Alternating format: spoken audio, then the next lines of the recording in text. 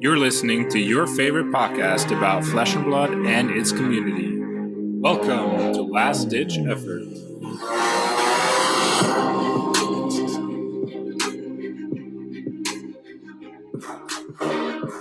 Then welcome back, everyone. It's the first time we're recording in person, which is weird because we're sitting across from each other and stare at each other instead of at a screen.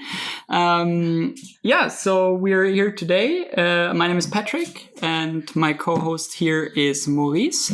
Welcome, everybody, to this very long overdue episode of Last Ditch Effort. We thought we should record, and May the 4th be with you, with all of you. In today's episode, I think we'll go over what happened in the last 1 month, 2 months in Fab, in Switzerland, locally and more regionally. We'll go quickly over the discourse about the Kayo deck, potentially look at some spoilers maybe of MST, which releases soon already. And yeah, I think then we'll wrap it up and yeah, let's get started. So how was your last 2 months of Fab? How were they? Yeah, a lot happened if you don't record for 2 months. So we had a Road to Nationals that was finishing up. We've had a whole Pro Tour in the meantime. We've had a new set announced. We've had a ProQuest season since. We had a new product release. There's a ton to talk about. So why don't we just start with our Road to National season, if you can remember? Yeah, I totally remember the Road to National season. So this Road to National season, I think I played one Road to Nationals in Germany. Yeah. And I was between like Iris Prism and Kasai back then. And I decided to play Kasai and just said, okay, there won't be too many Dromais. That was when Dromai was still legal. It feels like that's true. Ages we had ago. A hero living legend as well. Ages ago. And then I was undefeated, I think, in the first couple of rounds. And then I ran into another Dromai.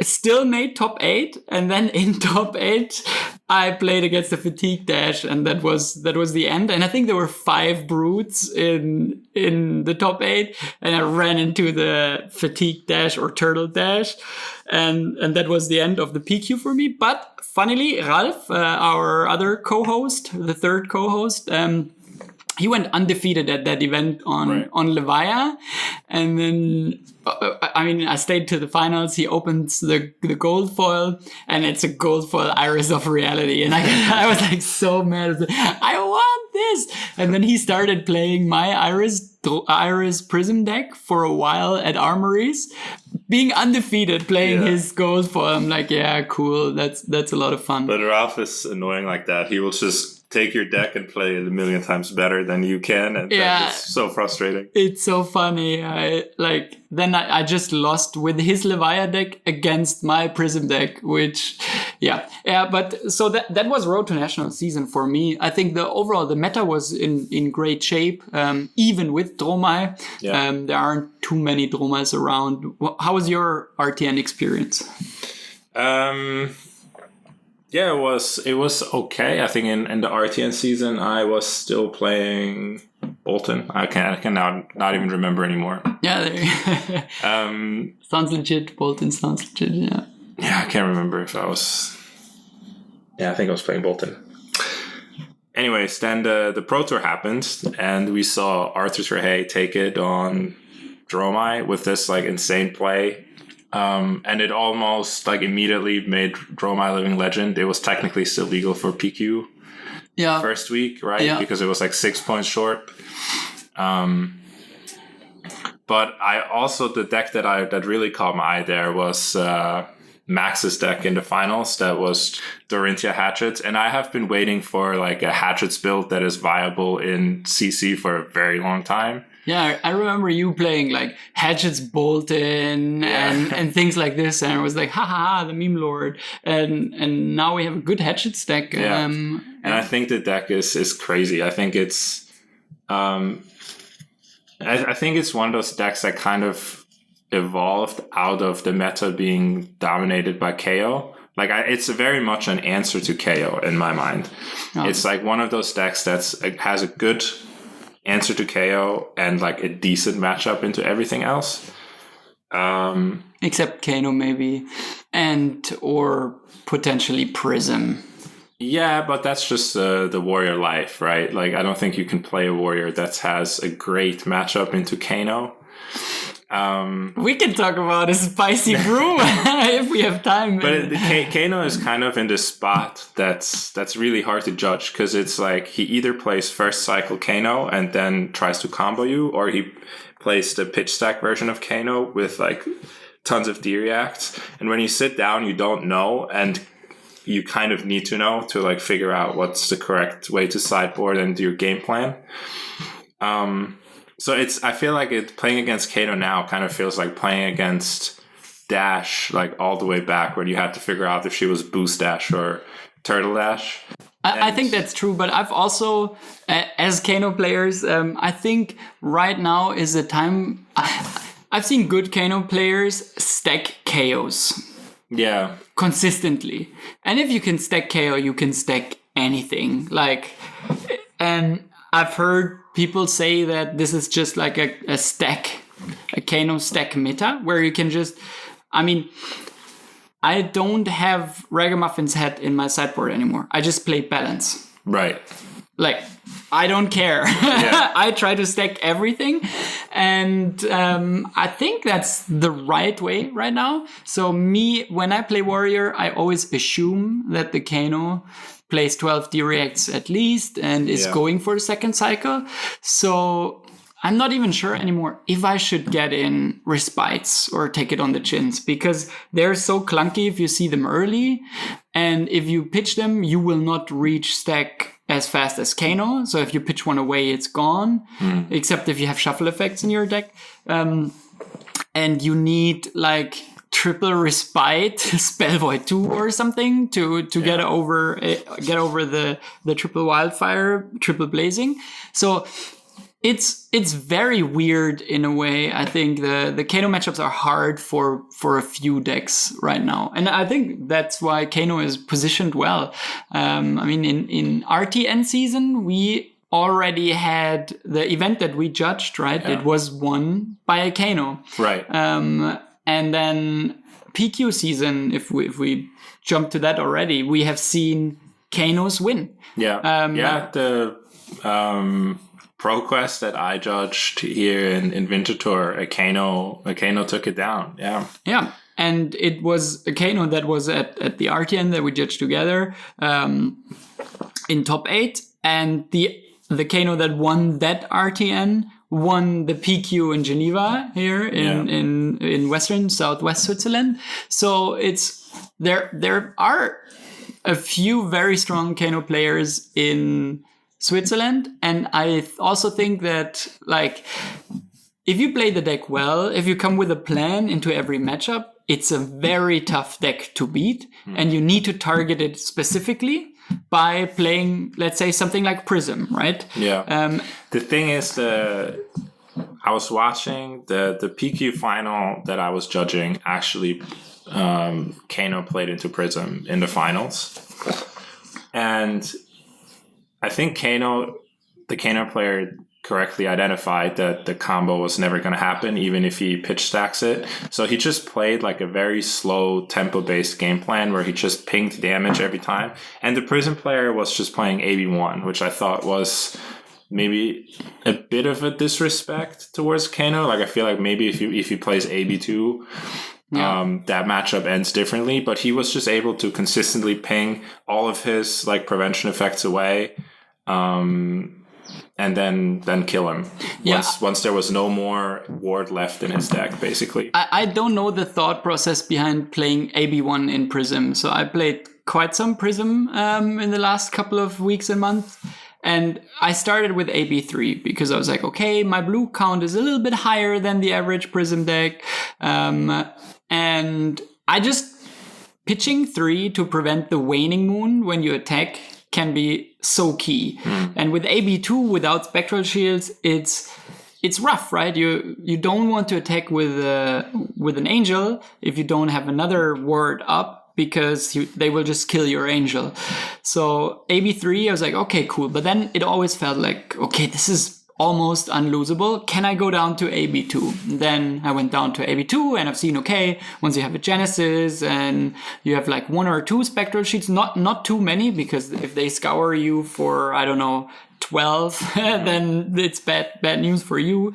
But I was like, okay, AB2 works well. You still have your Spell Void too.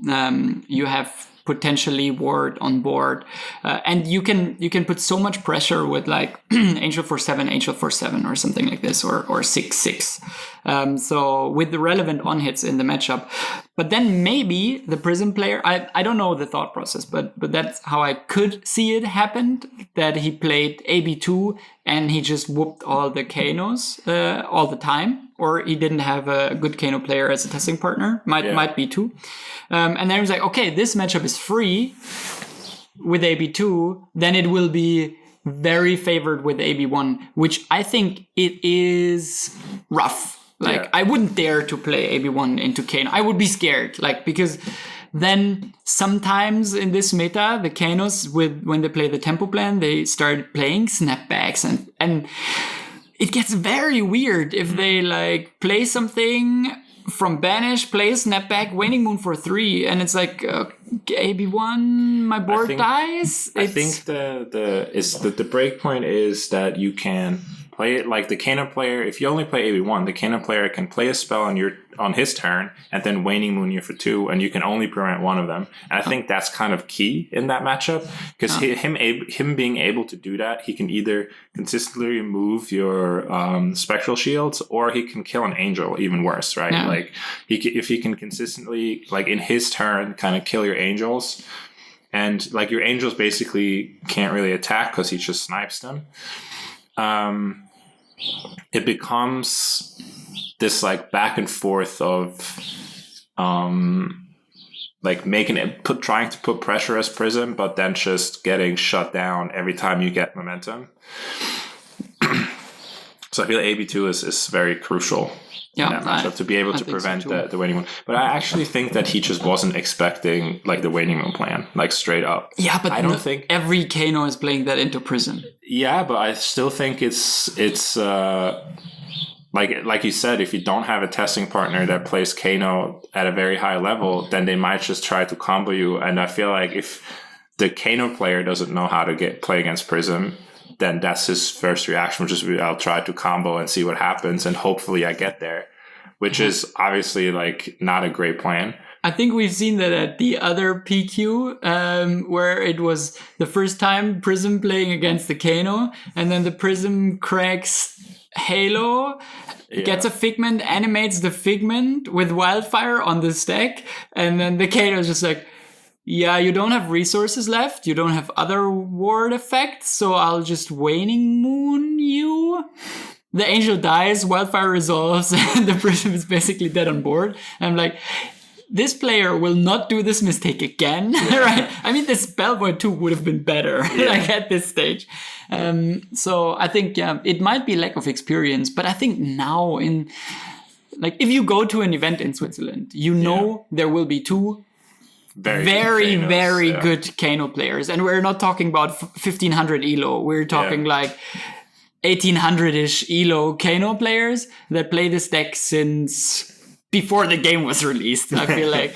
And so you have to respect that, I think. And it's interesting, because what do you do, right? Yeah.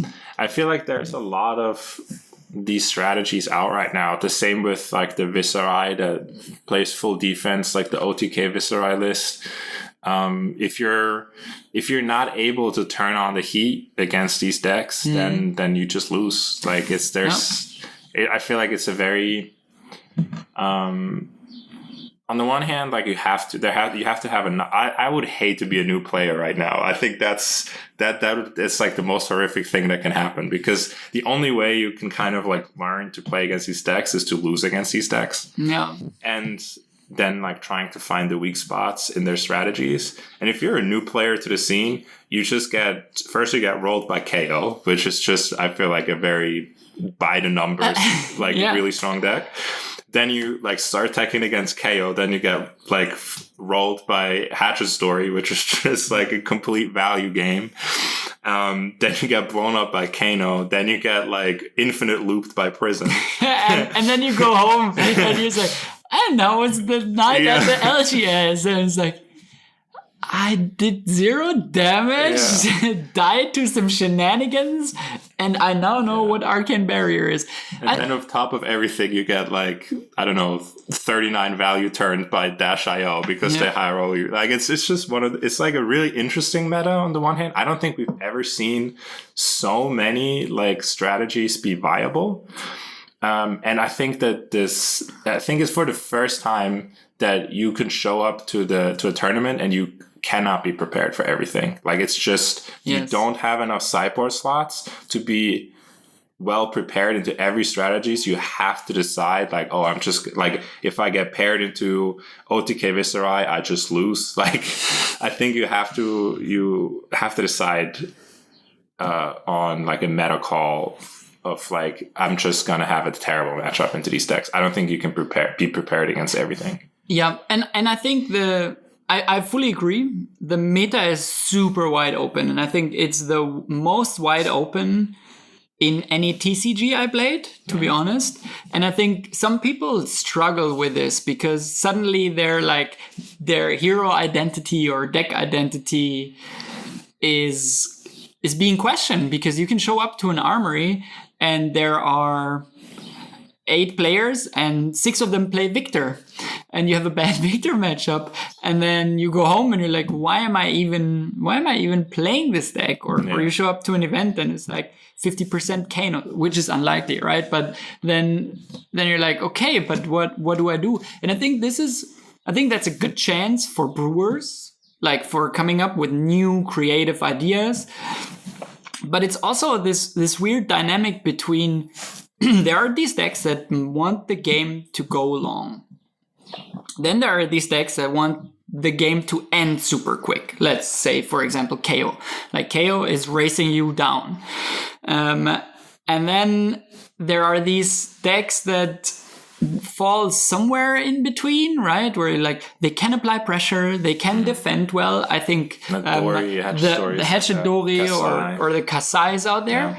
And then there are the decks that try to attack from a different angle, like Prism or like Kano, where you can get gut if you don't respect that. And I think this is like a super weird dynamic, because if you go to an event now, it's like either play what you play best, hope for okay matchups, or find a deck that is like a 51% into the top 10 decks, and this deck doesn't exist. Yeah, I think so. I think so too. I don't think there's a deck I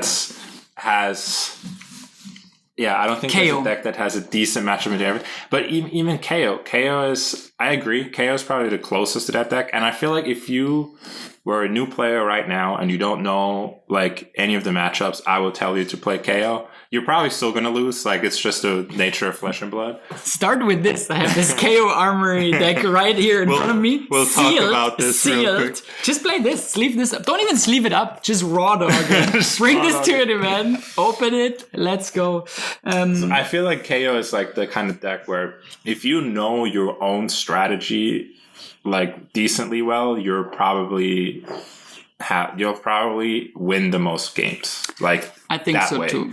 And that's why I think for new players, we'll talk about this later. But I think for new players, this KO starter deck is nice and good. Let's talk about this later. Let's talk about it now. Okay. Let's talk about it now. So there's this new Armory deck that Legendary Studios have released.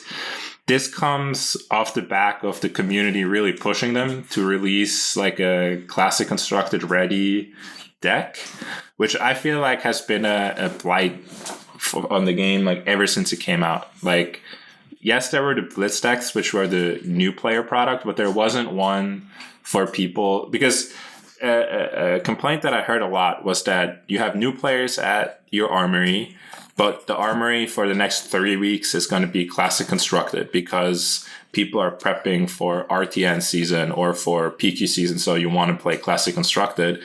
And then you kind of have to either tell these players like, oh, you have to buy like all these cards of the secondary market. Otherwise you can't really play. Or you have to like tell them like, oh, I'll bring you a deck. But then it might be like a fully tuned list. Like if there's a new player and I give him a fully tuned Kano list, he's still not going to have fun because he doesn't understand the game to that point. Yeah. So you kind of need something to just get going. Right. And at our armories with newer players, we've usually just been lending them decks. We have enough people that play like Rhinar that can, or like Bravo, that you can give it to a new player and it's like fairly straightforward. You just have to pay the numbers and the deck does what it does. Yeah, or a fire deck. But the cool thing, I think also our armories are quite special because the newer players, I think all of them, they immediately had quite a big interest in the game. So we met with them before, showed them the decks, how they work, they played it, and they got good quite fast, and they knew quite quickly what they want to play. So I think if this Kayo Armory deck would have existed back then, maybe some of them wouldn't even have started playing with it because like they didn't enjoy the Brood gameplay too much. But if there were more of these, I think then it would be very cool for them to choose like which hero to start their fab journey with, right? So let's get a little bit into what's in the deck. So the deck is it has a couple of new cards that seem very powerful. Like I haven't played with them yet, but there's new equipments, majestic equipments that are not just good cards for majestic equipments, they're just good cards. Like I feel like they will find their way into mainstream KO lists, at least in certain matchups. I feel like the new cards will become staples. But then at the same time, the deck kind of lacks a lot of the other KO staples that like a Blood Rush Bellow, like Swing Big is every Brute's is in every Brute deck. Yes, I see this point, but also looking at the statement from LSS and things like this deck, it does not whiff. Like there is no card that you randomly discard that does not have 5+ power. So in the KO deck, a 6+ power. So there are no feels bad moments in this deck. It's not like you play Blood Rush, you discard a Blood Rush, and then hey, cool, that was it. And I think that is very crucial for new players to not have moments when they start playing the game where they just lose to bad variants of the deck. So everyone can buy a playset of Blood Rush Bellows for, I don't know, below $15 these days. So I don't see this as a big problem. I think it does have reprints, right? It has this cool new chest piece, the sash, and it has the 1 cost blue, 5 powers. And so I think this is a good list for a beginner, because you play this against your friend with the same deck and you learn what Brute is about. And then you might read more on this and you realize, oh, there are cards that are more high risk, high reward. Oh, there are scabs. Oh, there is cast bones. How do I need to adjust my deck? And then you include 1 off, you include 2, you start whiffing, you include 3, you whiff more. So I think this is for learning the game and starting your armories. I think this is good. And I think this is a conscious decision to not have this a super gambly high roll, low roll deck, but more probably the most consistent you can build a KO deck on a budget. Right. So, and I can tell you, last night's armory, this deck was released yesterday. Last night's armory, the Brutes, they already played those cards in their decks, and there are some good cards in there. So, for me, I think this is a good starter deck. I don't know yet if I'll open it because I'm not sure if I'll ever play KO. Maybe I'll give it to a friend who's interested in the game or something like this. Yeah, I think the the question of like the power level of the deck is like what bothers most people, or what I've heard the most criticism from. And I think I would subscribe to that too. Like if you played this seriously at our armory, I think you would lose on power level, because like most of the people that play at our armories in Classic Constructed are serious, like have serious decks. No. There's not a lot of like sometimes every now and then someone might bring like a new strategy, but they're gonna run like legendaries. They're gonna run the Majestics that they need.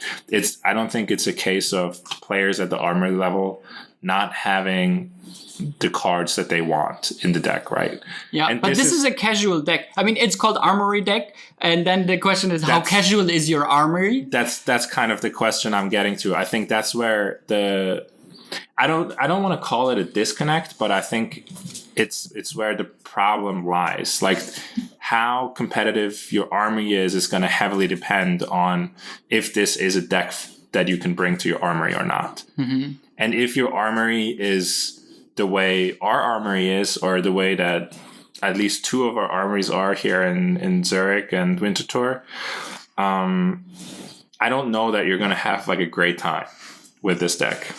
Yeah, I'm not sure, because in the beginning we were all losing a lot. We're still losing a lot. Yeah. And with this, at least you don't lose to your own deck.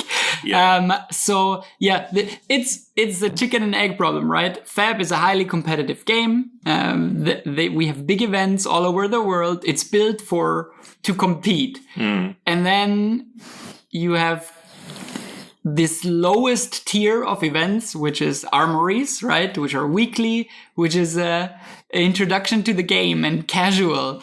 And then, but it's all tuned CC decks because everyone is competitive. And then you release a product that is for casual, quote unquote, casual gameplay. And then, yeah, what do you do with it? Where do you go? But I think for someone who does not have any cards yet, this is a good start, I think. And the more of those we have, I think the better the new player experience gets. Mm-hmm. Yeah, my question is like, how would you compare this Kayo deck, this Armory deck, as a starter product compared to the Classic Battles deck that got released with Dorinthia and Rhinar? Like, which one of these is like the better starter product? Because they're both equally priced. I think the Dorinthia Kayo deck was the Dorinthia Rhinar deck was a little bit more expensive, but I can't remember. They're about like the same-ish price points. Yeah, those were blitz decks, and yes. I think this is so 2-offs of all cards, or even 1-offs, right? Mm-hmm. So I think this is a better starting point, and I think the Bolton deck that was recently announced will also be a CC deck. And I think this is a good way to... Of course, there is place for improvement. Maybe some more demanded reprints. I've already seen people online like, oh, you want to bet that the Bolton deck does not have Lumina or Beacon in it? And it's like, yeah, let's see before we draw any conclusions. Yeah. But I think it's a cool way to introduce new cards for strategies, like the new chess piece we got, the new boots we will get for Bolton. But maybe the point is a little bit high, and scalping can become a problem, right? People that buy the product just for 2 cards, open it, sell the singles and things like this. So I think it's a good step in the direction to have a product ready to play for newer players, but there is room for improvement. And right. I think we have to see where LSS goes with this.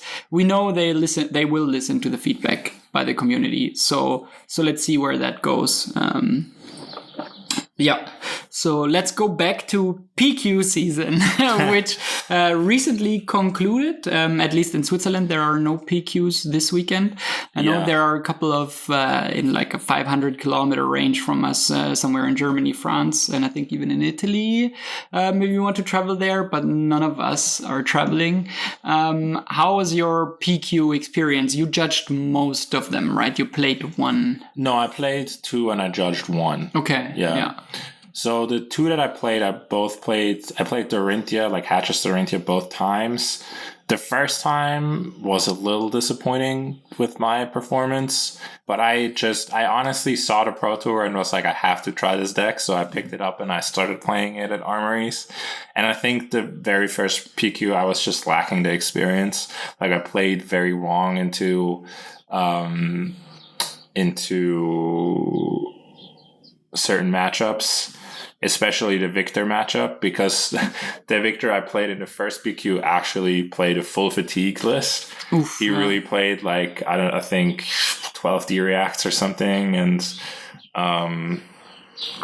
even more. I remember seeing 3 red unmovable, 30 blue unmovable, plus the Steadfast. Yeah. It was Steadfast, or was it?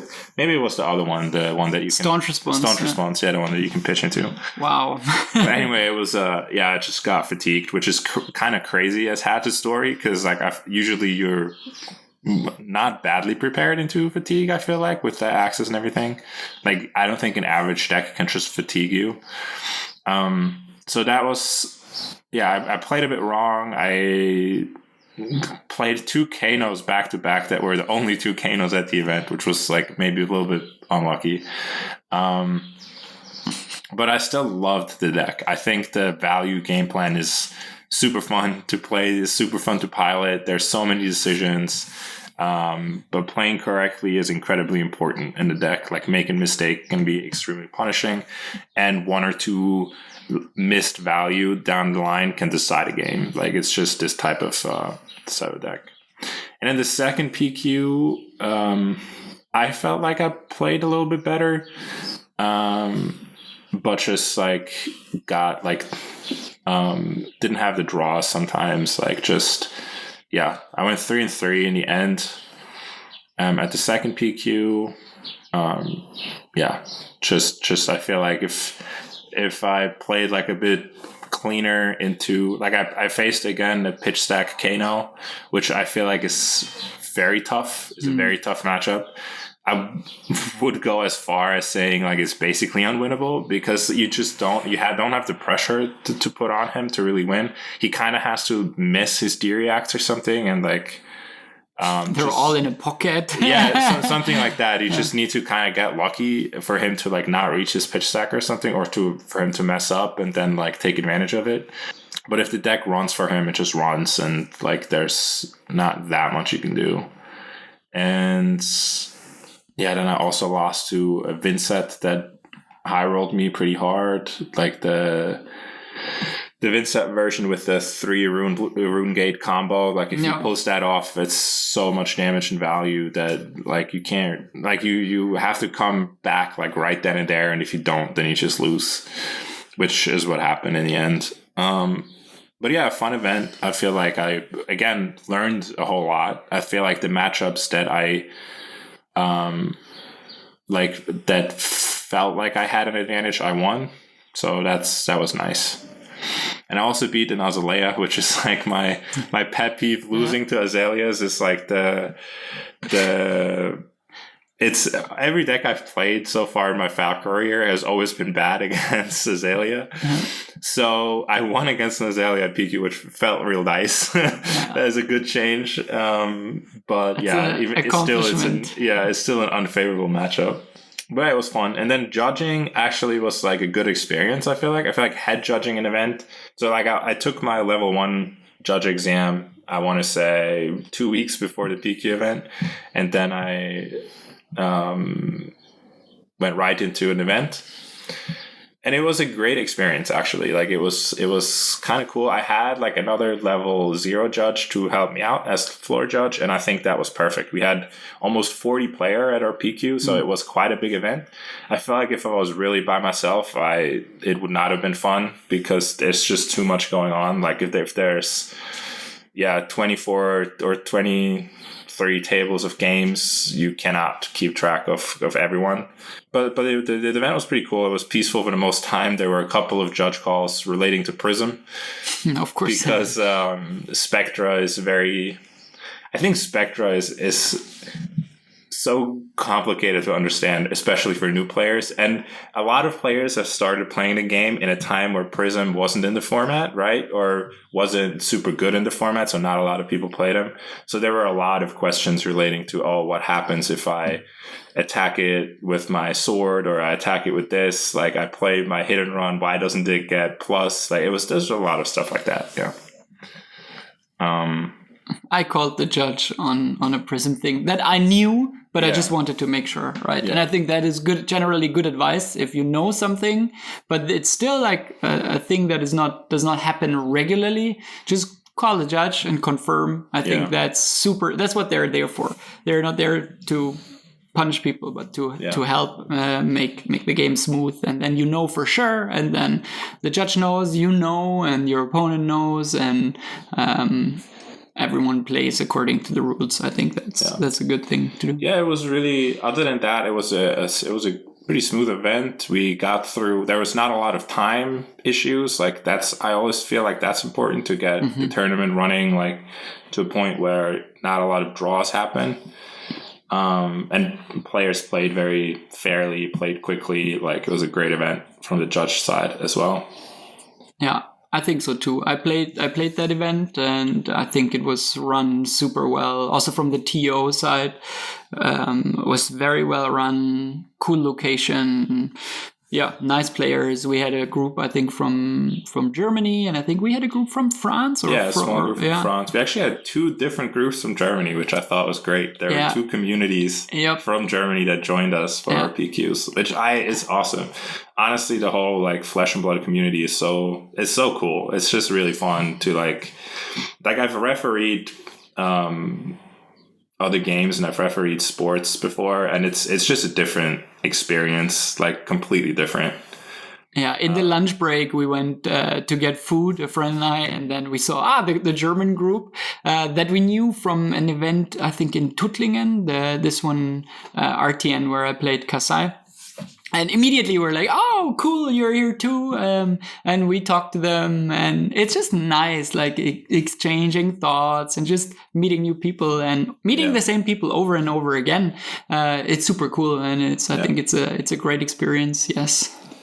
I hope as the game grows, we can kind of keep this feeling of community alive. I feel like that's like one of the hardest things in like any hobby or fandom, to kind of keep this, because like when it starts out small, everybody's kind of a fanatic, right? So everybody's like very into the game. You kind of exchange these ideas, but then as the game grows, more and new people come into the hobby, and I hope that we can keep this kind of like spirit of just like Ellis has said, playing great games kind of alive.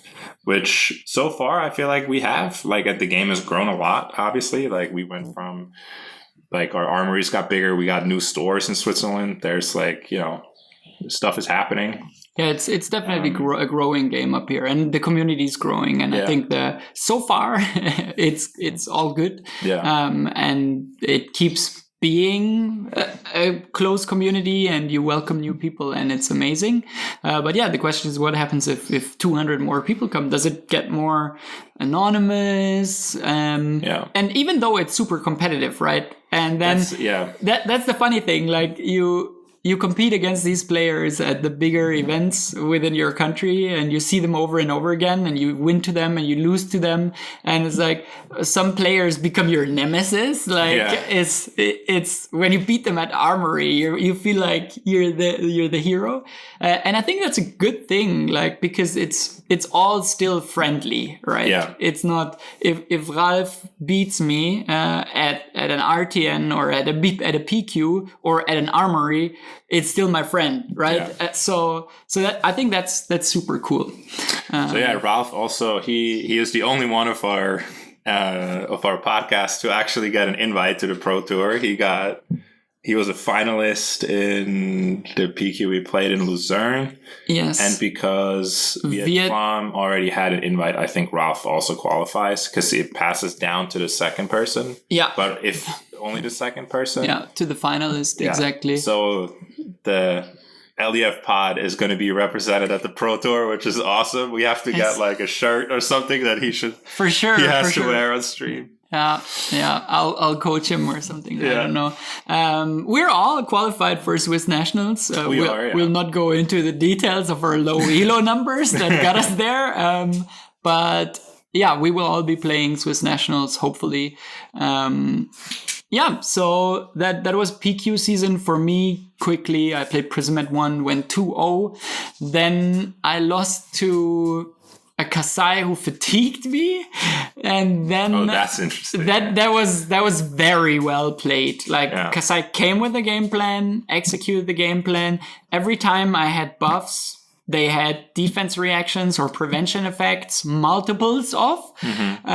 So I couldn't get a single on hit all game, and then the game was over.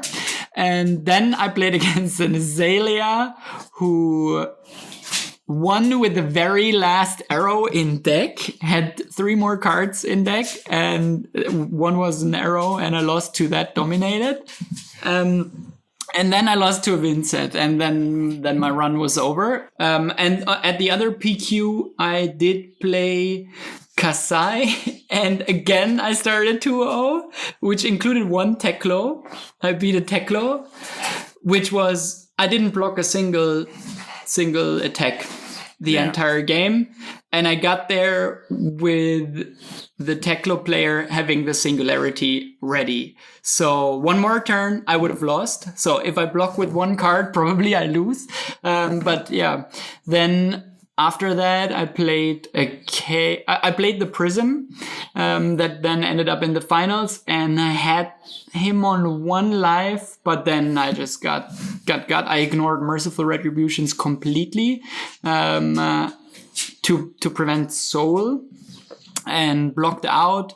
But then at one point it was just like Genesis ALS, and then the value train started, and when they make Spectral Shields that deal 2 damage if they get destroyed, like my life went down super fast. But I think I also misplayed a little bit in that matchup. So then I played against a Kayo who after the game said, that was exactly the high roll I needed to beat you. And I was like, thank you very much. There were like a couple of occasions in the game. After the game, I was slightly tilted. I was like super mad. Like I have 3 cards in hand. They block with their headpiece and they intimidate this 1 card from my hand that gives me go again. And I have 3 cards in hand. So it's a 1/3 chance. So that's the first time I lost the game. Then the next time I lost the same game was like so I made some weird decisions and the variants went their way, and in the end, I lost it, and then I was locked out of top 8 already.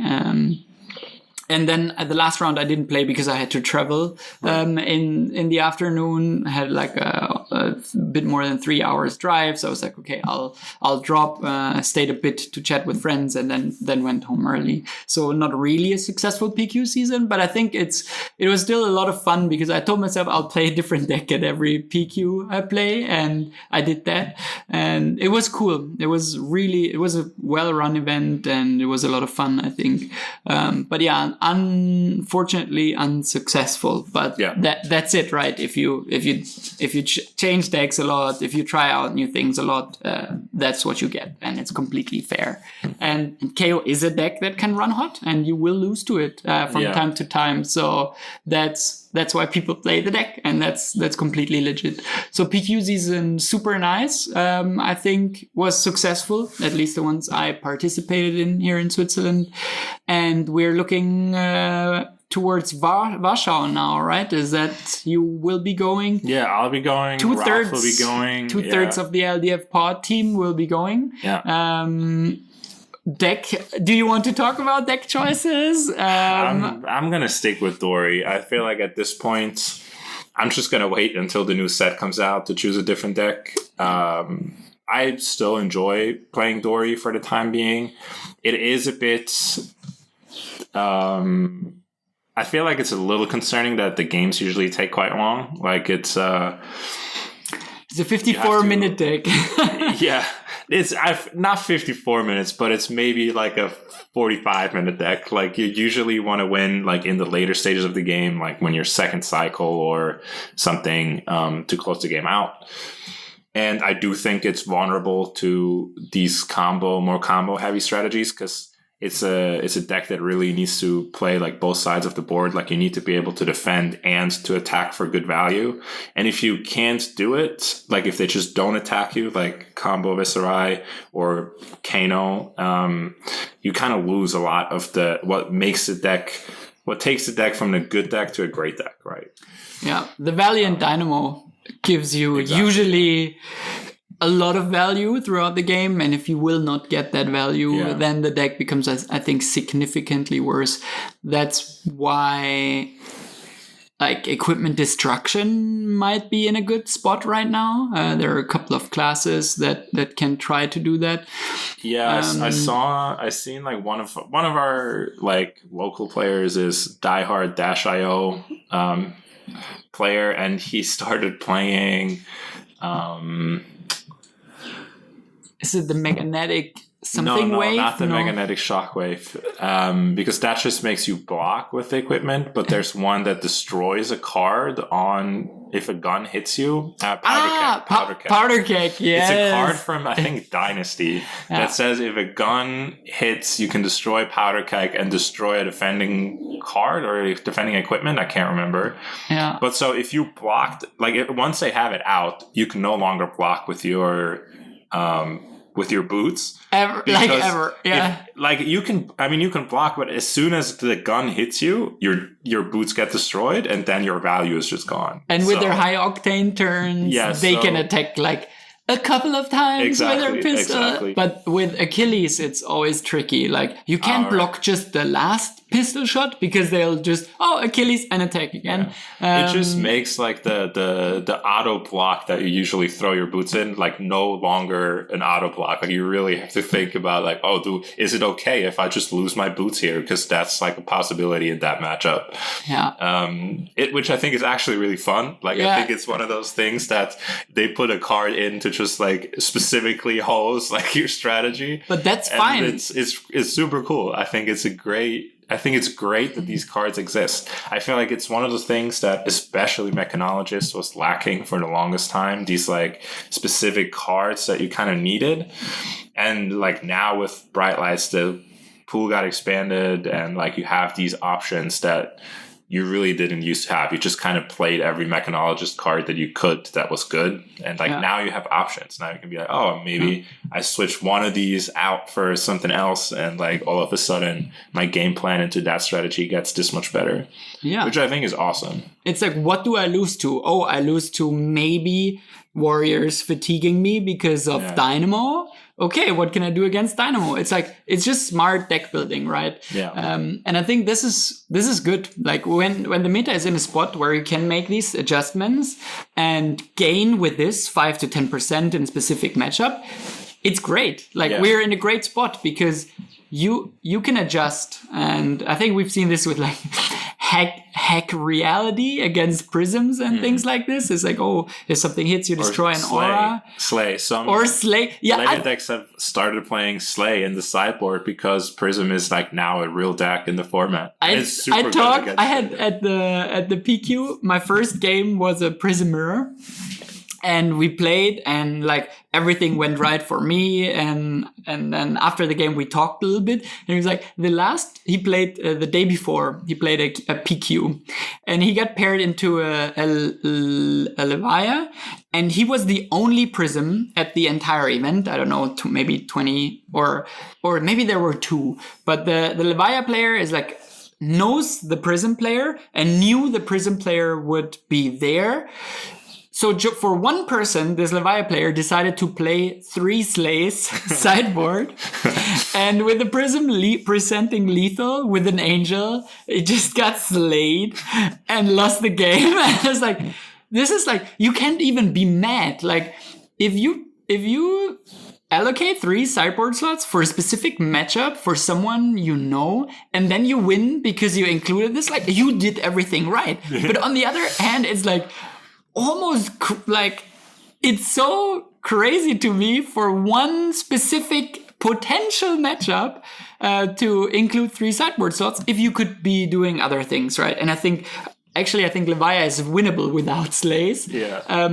But again, you have these. I think this is the card game equivalent, or the flashable equivalent of watching game tape, like in like regular sports. Like if you know what your opponent is doing, so you bring something in your toolbox against them. I think it's great. I think it's so much fun. And the person won because of that. So kudos to them, right? They made the right decision. One, right? Yeah. So that's good for you. And we are in a spot where you can make those decisions. And I think this is good. And the meta I feel like the meta is as open as it has ever been. And there is space for brewing. Like we've been talking before, right? I've showed you some new deck ideas I have. And I think potentially this new version of Kasai that I'm brewing, I think that it could be there, like especially if you can surprise people with new decks and new angles, and it's like, what is going on? If you go to an event and you play something, and your opponent has to read most of the cards you play, you're doing something right, or everything wrong. Wrong, yeah. But I enjoy that. Like, I think it's a good time to brew. And I think there are probably a couple of decks out there that can shake up the meta in a way that Bullender shook up the meta. Or I don't think it's very likely that we're going to see like a deck that attacks on such a different, like, basic game strategy like Bullender. But I think there's still strategies like that left, like the OTK Viserai deck. Like Nitro Mag. Like the max combo deck, for example, too. It's just like and again, like if you don't know the max Nitro deck, you will 100% lose to it, because I don't think you are prepared for like how that game operates, like how that hero operates. And I kind of think even Vincent, like if you have never played against Vincent and he triple Runegate combos you and you don't see it coming, like you're going to be like really mad, I feel like, or like, maybe not really mad, but you're going to be like, oh wow, like I was never going to win that game, right? What a broken deck. Maybe I should play Vincent. Yep, I agree. Yeah. But yeah, there is space of brewing, and I think it will get even better with what we've seen so far from Part the Mistveil, with, for example, Vincent getting new support, Riptide, I think, getting new support, right? So far, what we've seen. And I think with these expansion slots, they will continuously adjust the decks that might not be top decks right now. They'll just slightly improve them, sprinkle in a little bit here, sprinkle a little bit in there, and maybe enable new Xyz a deck can be played with, which we've seen with Sonata, not Phantasmia, but the red one, Galaxia, which now enables this sort of OTK or Turtle Bust Viserai deck a little bit better. And I think that's good, right? Because LSS will see, Vincent might need, everyone is asking for a 1-cost Runegate card. Here, you have a 1-cost Runegate card that gives you an Eloquence. Like, this Eloquence token, I think, will do a lot of damage. And I talked to a Vincent player yesterday, and he has a completely foiled out Vincent deck, and like he plays the deck well.